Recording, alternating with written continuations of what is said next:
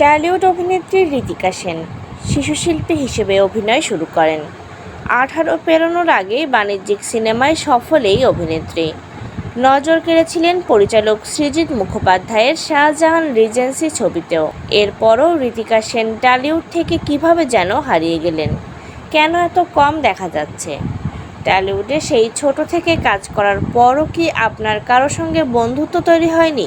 এই প্রশ্ন আসতেই অভিনেত্রী বলেন, আসলে সহকর্মীরা কখনো বন্ধু ছিল না। যাদের সঙ্গে কাজ করেছি ভালো সম্পর্ক রয়েছে, কিন্তু বন্ধু শব্দটা আমার কাছে অনেক বড়।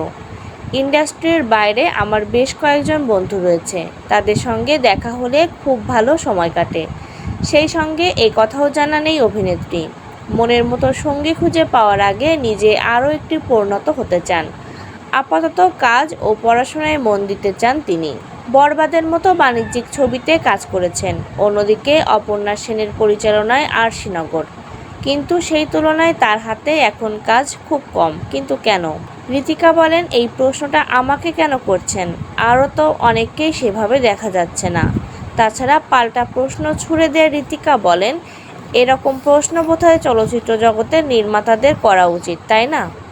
বাংলায় আরও ভালো কাজ হওয়া দরকার। সেই ধরনের ছবি হচ্ছে কোথায়?